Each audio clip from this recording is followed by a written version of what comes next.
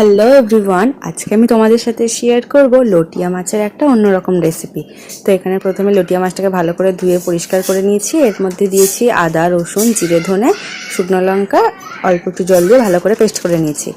এরপরে লটিয়া মাছগুলোর মধ্যে নুন, হলুদ আর পেস্টটা দিয়েছি, সেটা করেছিলাম সেটা দিলাম, আর একটুখানি সর্ষের তেল দিয়ে ভালো করে মিক্স করে নেব। এরপর 1 ঘন্টা মতো ঢাকা দিয়ে রেখেছিলাম।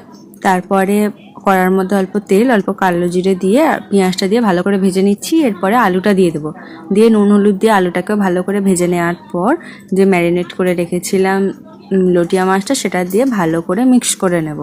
এতে আর কোনো জল দেবো না, লটিয়া মাছের থেকেই অনেক জল বেরোবে, সেই দিয়েই সব সিদ্ধ হয়ে যাবে। ভালো করে মেশাতে মেশাতে একদম ঝুড়ো হয়ে গেলে ওপর থেকে গরম মশলা আর ধনেপাতা ছড়িয়ে দিলেই রেডি আলু দিয়ে লটিয়া মাছের চচ্চড়ি। ভিডিওটা ভালো লাগলে লাইক করো আর আমার চ্যানেলটা সাবস্ক্রাইব করে দিও। লটিয়া মাছ খেতে কে কে ভালোবাসো সেটা অবশ্যই আমাকে কমেন্ট করে জানাবে।